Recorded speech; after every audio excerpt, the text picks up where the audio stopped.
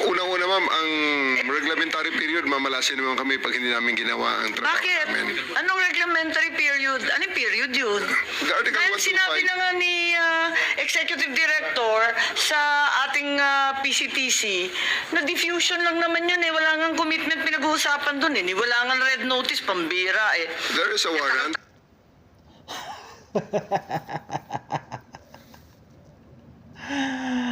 Ay, ikot ang tumbong na naman ni Torre sa mga senador. Ano? Alam mo, General Torre, kung ako sa'yo mag-resign ka na, alam mo naman may kapalpakan sa iyong ginawa. Di ba? Tagal na ni Arnie Tebes eh, wala pa rin, di ba? This Ba't is, kayo nagmamadali? Ano yung reglementary period mo? May I refer you to the SOJ, ma'am, if the SOJ wants to answer that. Hindi ba pwede kayo na muna? No. Mauna lang kayo, tapos sa si SOJ, pwede? Okay, ma'am. Okay. My main processes during the time is that I have implemented a warrant, and it is therefore the person is already arrested by virtue of a legal warrant, and Article 125. Legal warrant. Legal. Paano naging legal ang iyong warrant kung ang nag-issue ng warrant ay walang jurisdiction sa Pilipinas? Diba? Madali lang intindihin eh. Paano naging legal ang isang bagay na walang jurisdiction sa Pilipinas? Ang isang korte. Sige nga. Common sense. Ano yun? Kangaroo court? Diba? Comes to the play of the revised penal code, which is entitled Delivery of Persons Legally Arrested to the Proper Judicial Authority, and I do believe at this point the judicial authority will be the ICC. Therefore, I have to abide with that Article 125 of the So revised. inaamin mo warrantless arresto? Kasi yung Article 125 ng Nako, General Torre, ano?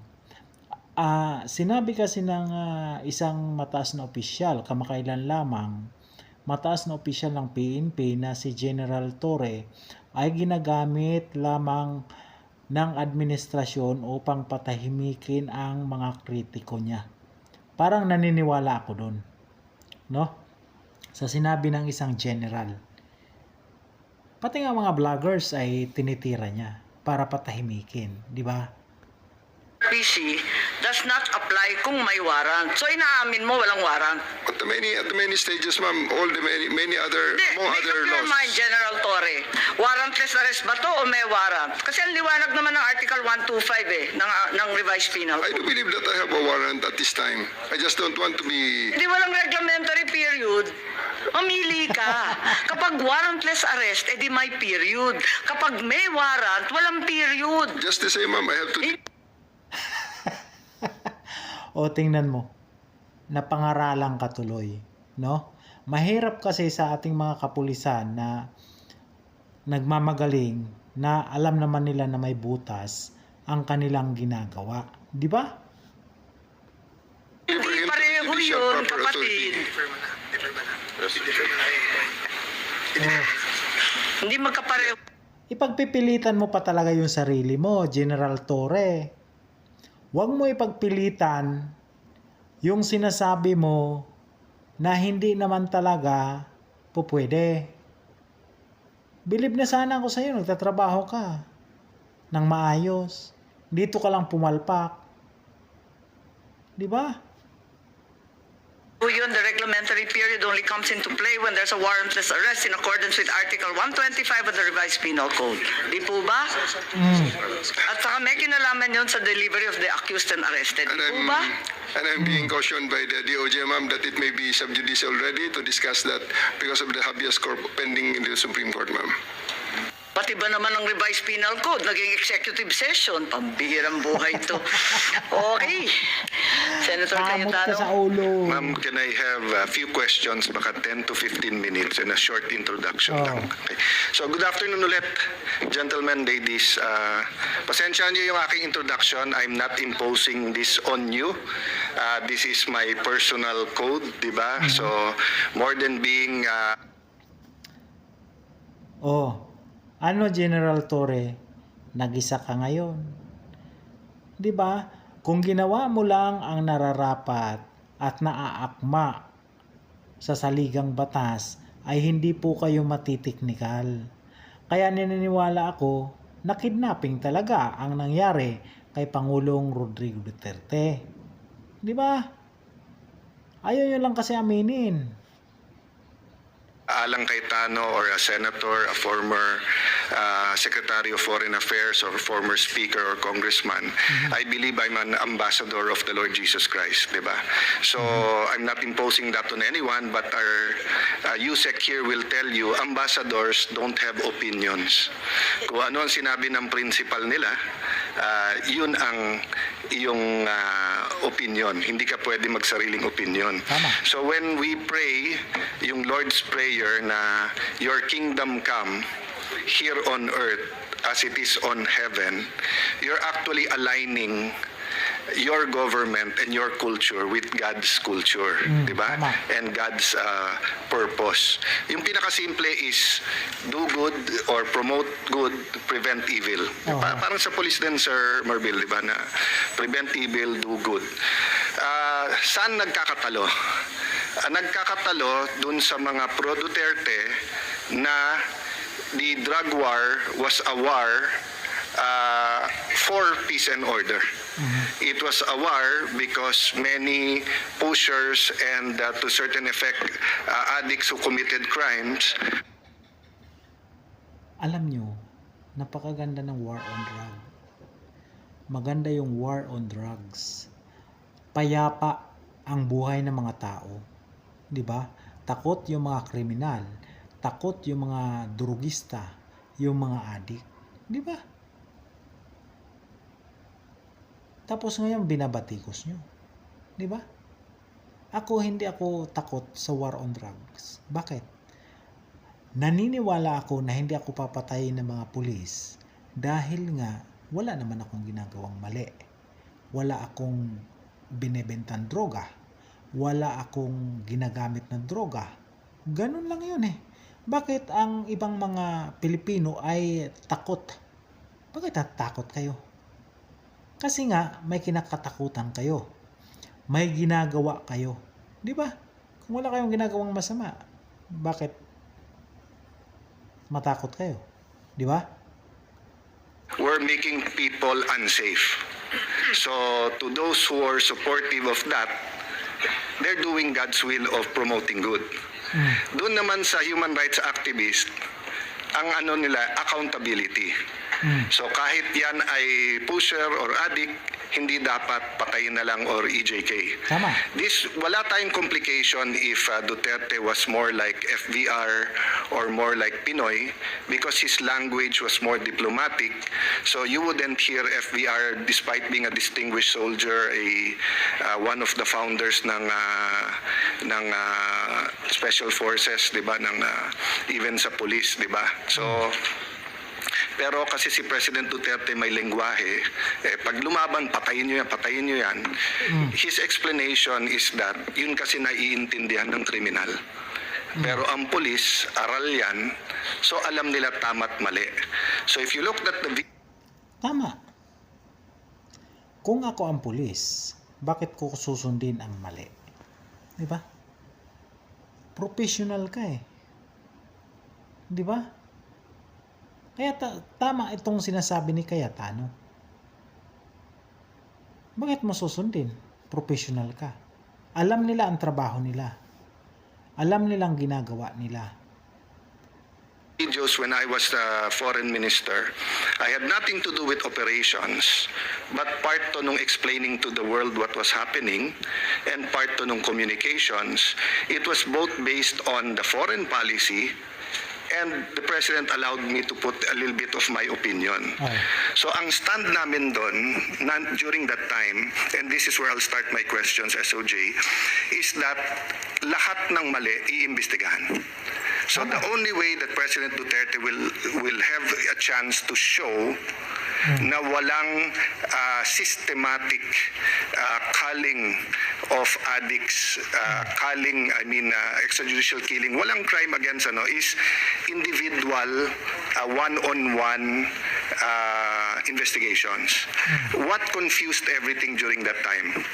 First, meron po kasing issuance ang sila Secretary de Lima noon, ni-redefine. Oh, ito pa. Yang mga nagpupush sa ICC, sila Dilima, wala nga napatunayan eh. Wala nga napatunayan, di ba? Walang napatunayan sa panahon na DOJ Secretary si Laila de Lima, simula pa siya naupo sa human rights. Asan yung ebidensya? Asan yung pinail nila na kaso? Kahit katiting ay wala. Di ba? Doon ka magtaka. Ay nila yung extrajudicial killing. AO 35. Kaya yung 13,000 to 18,000 na patay every year during the Aquino administration, suddenly nung Duterte administration, so nung time nila, sinabi nila hindi extrajudicial yon.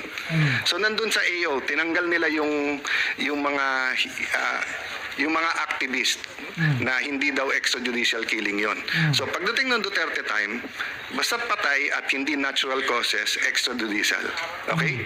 Pero klaro din naman na dumami din because nga, once you started the campaign, meron talagang away among the syndicates, meron, from the start, Duterte said, meron politiko. Tama. Yung mga sindikato na yan, mga drugs na yan, nagbebenta ng droga, gumagamit ng droga, nangungutang ng droga, nag-aaway-away talaga yan sila. Unang-una, yung pagre-remit. Pangalawa, hindi ka na magbayad, ay talagang papatayin ka nila. Di ba?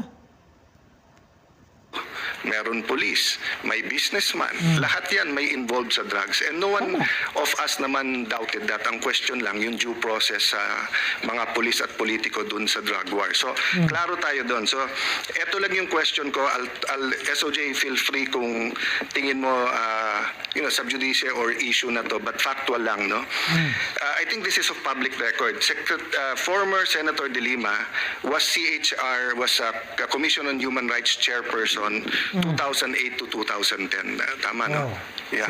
So, no one disputes that. Sa pagkaalam ko, wala siyang final na case during that time na siya ay... Di ba? Si De Lima walang ang pinail na kaso kay Duterte. CHR siya. Di ba? Dito pa lang makikita natin yung mga agenda nitong mga tao na to. Di ba? Kaya nagagalit yung mga taong bayan dahil sa kanilang ginagawa. CHR. So, I'll just check that, Madam Chair, and then submit it to the committee. But ang pagkaalam ko, walang case, okay? But eto siguro masasagot ng DOJ kung hindi ngayon, just forward the answer.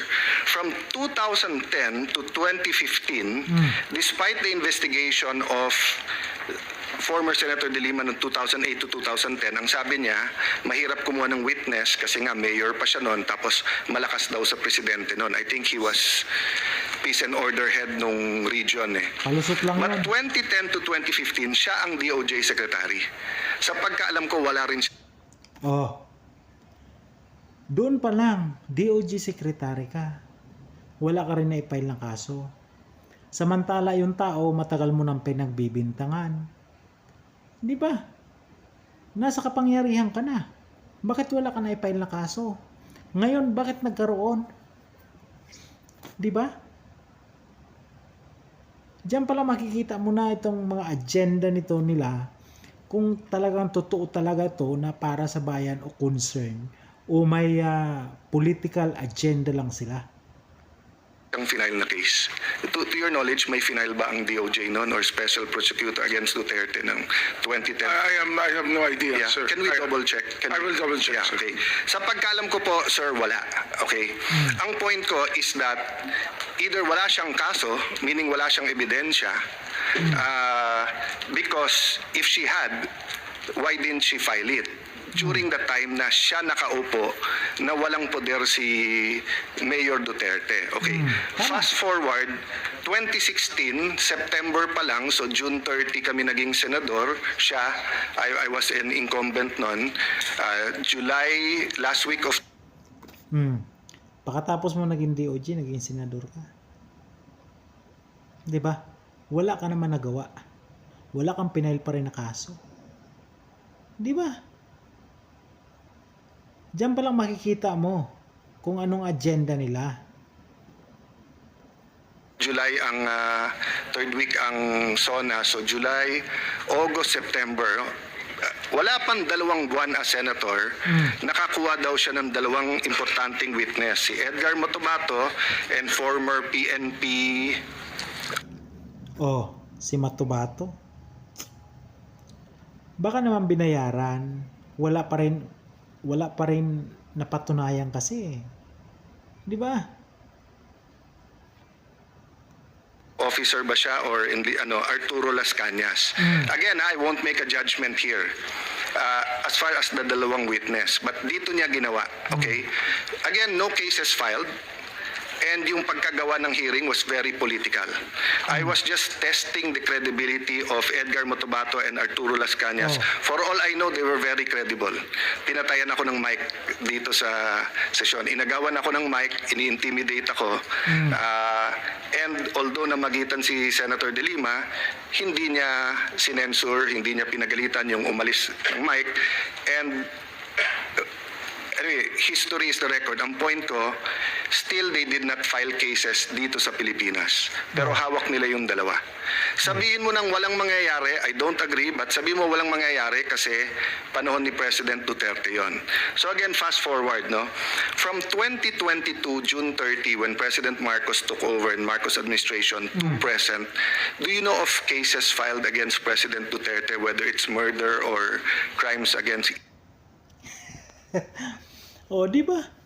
Wala na sila sa posisyon. 2022. Wala pa rin naman na i-file.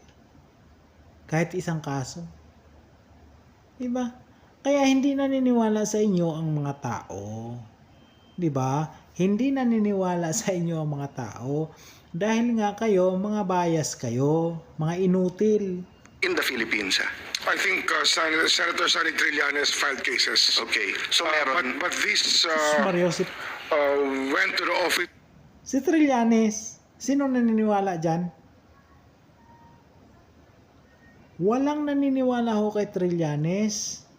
Kahit tumakbo pa ho yan ng tanod, walang tatanggap niyan. Isa rin yan. No? Puro buladas. Wala naman nagawa. Di ba? Of the Prosecutor General, who immediately forwarded the said cases without going to my office to the Ombudsman. And there, it's just locked in there already. It never went back to us. So as we are discussing naman SOJ, this is factual lang naman, di ba? May case ba? Wala. We're not making judgments dun sa cases. But ang point ko kasi, kung walang case, bakit? Kasi kung walang ebidensya, no point for ICC to take it up kasi wala ngang ebidensya. If it's because hindi matry dito, for whatever reason, di ba, pinoprotektahan natin, our justice system doesn't work, then dapat mapunta sa ICC. So I don't know the amount of evidence attached to the complaint of Senator Trillanes. Again, I won't comment. Factual lang yon. I have my opinions, but I'll keep my... Di ba? May mga ebidensya sila ngayon sa ICC. O baka naman talahib. Baka naman yung ebidensya nila ay talahib. Di ba? Wala nga silang na-file na kaso. Ibig sabihin wala silang ebidensya. Puro lang sila buladas, daldal. Di ba? Aminin na natin yan. Opinion to myself, no? But in June 24, 2022, so ano pa to? Duterte pa to, no? Kasi June 30 pa ang Marcos, di ba? Nag-file ang Solgen sa ICC ng deferral request. So you're aware of this. So, okay.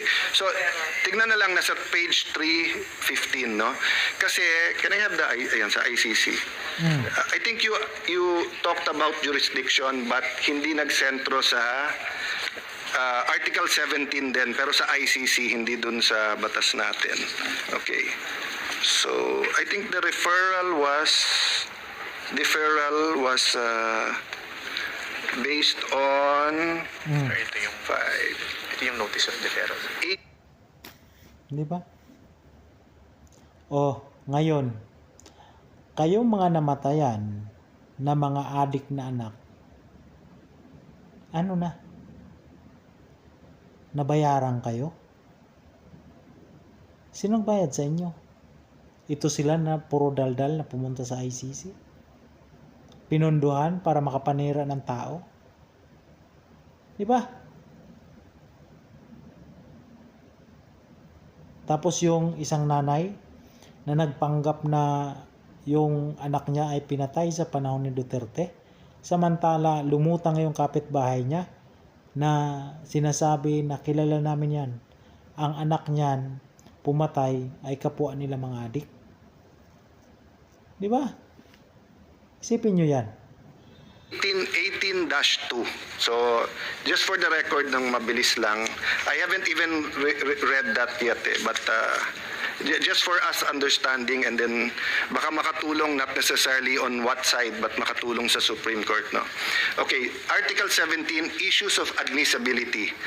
Having regard to paragraph 10 of the preamble of Article 1, the court shall determine that a case is inadmissible where, okay, ICC to Rome Statute which we ratified and then we withdrew, no? Sabi A, the case is being investigated or prosecuted by a state which has jurisdiction over it unless the state is unwilling or unable genuinely to carry out the investigation of prosecution. So again, SOJ, I won't put you on the spot, but for me, 2008 to 2010, hindi naman unwilling at hindi naman unable to carry out yung state. This was the time of President Arroyo. 2010 to 2016, to be fair, ni-ratify yung ICC 2011 pa. So, naging effective 2011. So, wala na yung 2010. But for me, 2010, 2011, ganyan, hindi unwilling ang state. In fact, pumirma nga sa ICC, hindi rin unable yung state. Wala lang talagang final. Letter B, Diba? the case has been investigated by the state which has jurisdiction over it and the state has decided not to prosecute the person concerned unless the decision resulted from unwillingness or an inability of the state genuinely to prosecute. In general, SOJ, SILG, no? In general, Sir Marbil, Chief PNP, in general, I don't remember that Di ba? the Philippine government decided not to prosecute, di ba? Kasi under our present laws, if you find probable cause, even the president cannot stop it. Even ang pardon natin, iba sa US Constitution. Sa pardon, you can pardon right away sa US. Sa atin, kailangan, ano na, di ba, final, di ba, kailangan. Kaya naman mapakakamot ka sa ulo dito, no? Kakamot ka sa ulo. Marami nagsasabi na tama. Sabi nga ni Miriam, magbasa kasi kayo. Diba? Basahin nyo. Final executory. Final judgment. Final judgment, di ba? Final judgment. So kung nag-a-appeal ka pa, hindi ka pwedeng humingi ng pardon. So I don't think we stopped any case or Para lang sa kalaman ng lahat. Ito si Alan Cayetano, abogado rin to. Di ba? refuse to The third one is the person has already been tried for the conduct in which the subject complained and trial is not permitted. So I think this is their version of double jeopardy, no? So wala din yan kasi wala pa namang kaso si former President, former Mayor Duterte. Letter D, the case is not sufficient gravity to justify further court order. I won't comment dyan kasi nasa ICC yan. Except that, ang nilagay nila, at least 19 And then at least din ba yung 23 o 23? So I have a little bit of a problem that kasi pag sinabing crimes against humanity, naaalala mo na yung mga dictators sa of the old sa Africa or some in the troubled areas of not the untroubled areas of the Middle East na grabe ang patayan and everything, di ba? So to put the Philippines there with President Duterte, I think it's a little bit unfair na gamitin mo at least, di ba? Kasi kung sinabi mong from 17 to 1,000, at least may idea tayo. Pero at least 17, ano yun? Baka 18, baka 19. And don't get me wrong, every life matters. Pero iba kasi yung crime against humanity, iba yung murder lang, no? Again, hindi ko nilalang ang murder in the sense na one life yon, you should still be tried, di ba? So for the record, if we have evidence, we should file the cases here against President. He should face here, okay? So, mahaba pa to, so hindi ko babasahin lahat, pero just to go to 18, challenges to the jurisdiction of the court or the admissibility of a case. So, pwede kasing mag-file yung Solgen. And then, nandito,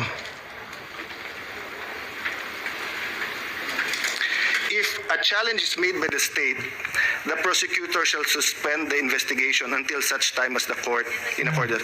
So, ang point lang dito, and correct me now or later on kung mali, is that at any time kung alam natin may investigation, pwedeng sabihin nung state tayo na sandali, we're hearing it here, or may ongoing dito, or mali kayo. Of course, they can overrule us. They can say, no, we don't believe justice will be there. So, to my knowledge, during the Duterte time, never tayong nag-intervene na except itong kay Solgen ng June 24. I mean, I may be wrong ha, kasi knowledge ko lang to, but June 24, nag-intervene siya. Sinabi niya, sandali lang, please postpone, di ba? Hindi ko pa nababasa anong dahilan na postpone. During the Marcos administration, we did not, no? Hindi kasi nagbabasa to sila. Di ba? Hindi nagbabasa. Gusto lang nila habulin, patahimikan ang mga Duterte para mawala sa landas sa politika. Di ba? Kasi yung mga nandyan ngayon sa Malacanang, mga gahaman yan. Gahaman sa kapangyarihan. Lalo na yung sa Congress, mas lalo na. We had no filing sa ICC whether na ituloy niyo yan o wag niyong ituloy yan. It was Secretary Guevara who filed the Philippine position with the ICC. But that was still Duterte time kasi September. No, it was already our time.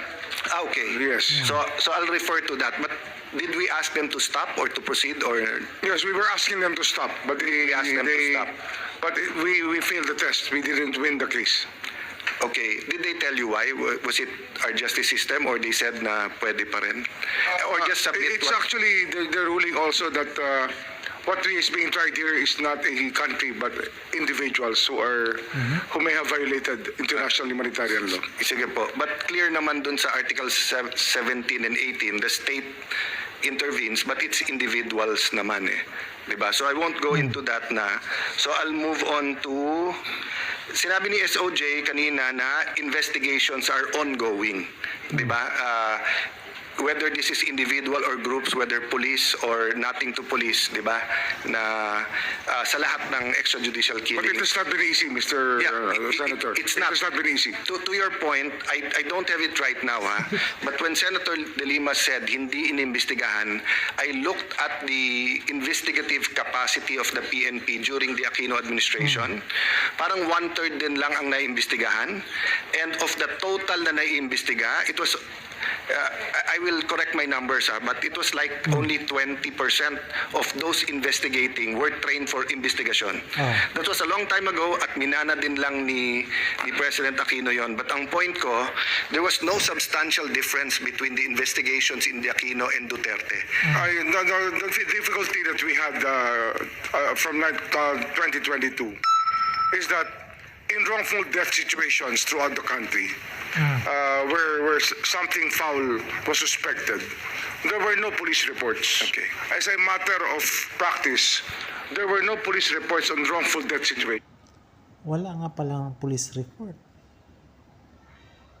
Di ba? Paano nagsampa ng kaso kung walang police report? Haka-haka lang, ganun.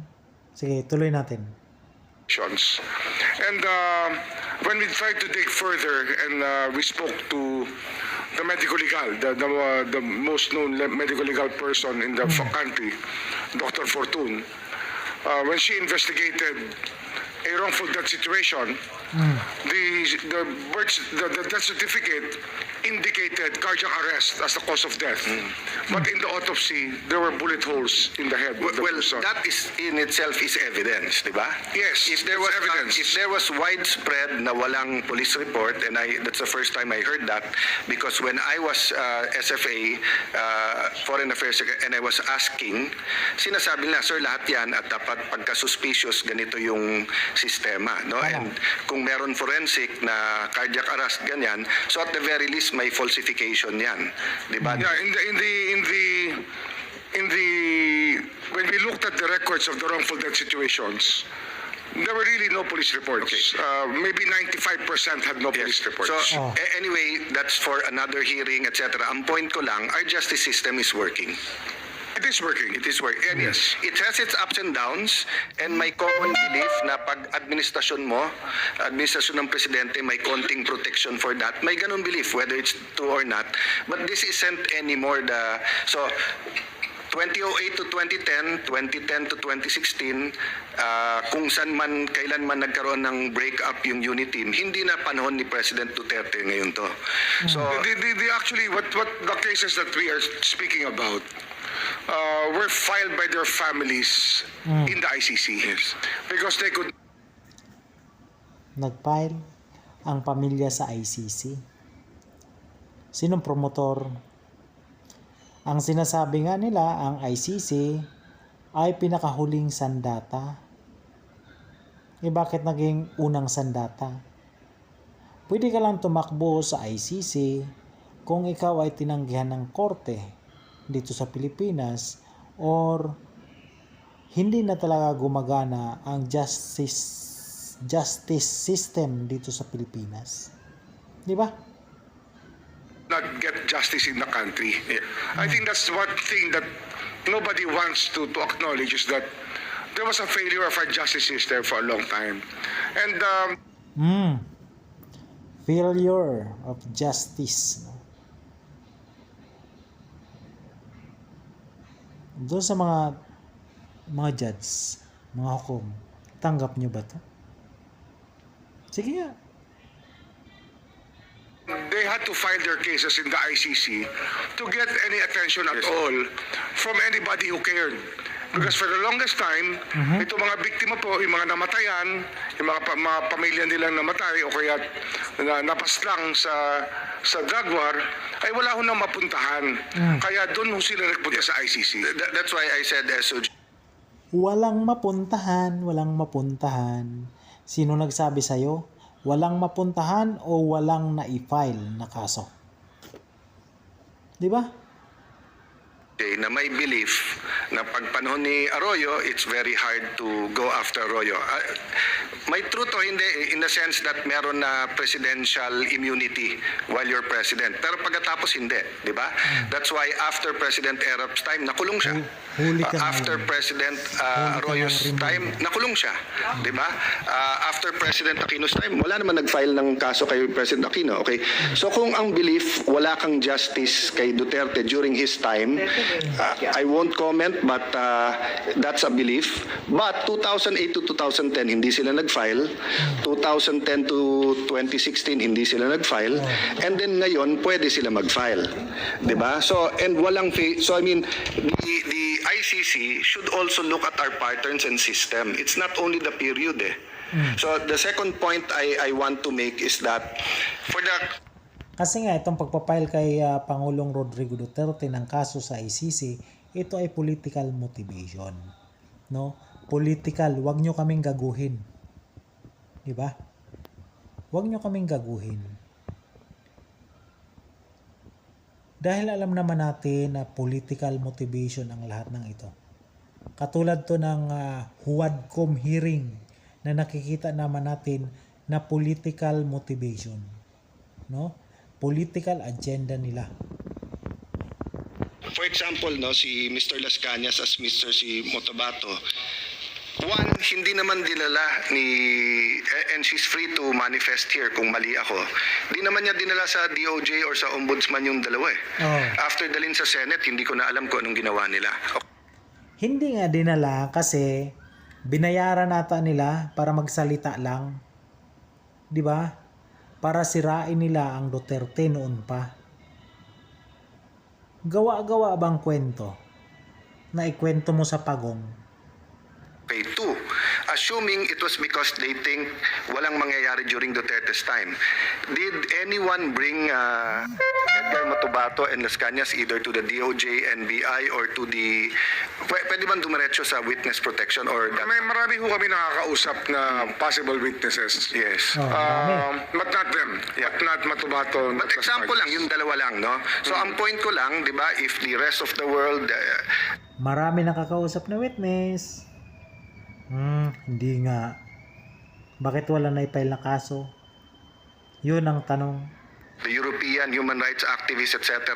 For the record, SOJ, if these gentlemen are brought to you, and I'm not talking about the prosecutorial lang or DOJ, I'm talking about the whole machinery, the witness protection, the NBI, the PNP, the CIDG, will we investigate? Yes, we will. Yes. We would have. We would have. Will, di ba? So, in the same manner that General Torre is complaining about vloggers who have fake news about him, if there are complaints about Marcos vloggers na fake news, you will also investigate CIDG, di ba? I mean, people might believe or not, but you are duty bound to investigate whatever side, di ba? Yes, sir. Di ba? Inimbestigahan ka ganito rin. Kaya, vloggers lang yan. Fake news. Yeah, but of course, during Duterte's time, they did not believe. If kasuhan mo Duterte vloggers, they don't believe may mangyayari, di ba? But I think there were some na cyber libel, even during Duterte's time, no? So the point lang I'm making, and it is not addressed to you but to the international community, is that the Philippines is a vibrant democracy. Di ba? Our economy is good. The peaceful transition from Arroyo to Aquino, from Aquino to Duterte, from Duterte to Marcos has done as well. So yes, we have problems with politics now, but which country doesn't? The US, Europe and the US. Di ba? May mga significant difference sila. I mean, many countries are at war. We're not at war. Di ba? We have problems with China, but we're working it out. Di ba? We have problems with other countries. We're working it out. We have problems with Pogo. We're working it out. Di ba? So my point is, di ba, na in my view, dito dapat, yes, accountability, pero dito dapat trinay ang ating dating Pangulo. Tama. Dapat dito muna sa Pilipinas, kinasuhan si Pangulong Rodrigo Duterte. Wala nga nagpapail ng kaso, mga bobo, mga pagsasampaling ko kayo eh. Di ba? Wala nga naipail ng kaso. Bakit dadalhin nyo sa ICC? Pati ang administrasyon ni Marcos nagmumukhang ingot. The last point I want to make is that iba pa rin pag former president. I mean, sa US, na US Constitution nila that the Americans can't be tried elsewhere. But lalo kung US president. So sa akin kasi, kahit former siya, hindi na siya presidente, he's still a symbol eh. Diba? So like me, diba? You know how hard I went against President Arroyo when she was president. But when I was speaker, may pinagawa siya sa House. Winelcome ko siya, etc. Kasi she's, yung office, even if hindi ka na doon, nire-respeto mo pa rin iyon eh. Diba? So, Maybe I can, ahead, sir. I have to tell the Senate that nobody's happy with what happened. okay. Wala akong maligaya sa nangyaring ito. Ngunit, Walang maligaya. O kayo ang maligaya. O hindi kayo lumiligaya kasi puro butas ang ginagawa nyo. No? Palpak ba? Palpak. Palpak dong. Palpak. Gagawa na lang kayo ng isang bagay, palpak pa. May mga butas pa. kailangan lang gawin namin yung aming katungkulan. Sa tingin namin, Ha? Gagawin mo ang iyong katungkulan. Kahit yung ginagawa mo ay labag sa konstitusyon, labag sa saligang batas, katungkulan pa rin. Katungkulan na labagin ang saligang batas. Di ba? Sa nangyari kay Pangulong Rodrigo Duterte, katungkulan ba nyo yan? Yun ang tanong ko eh. Katungkulan nyo? O katungkulan na labagin yung batas?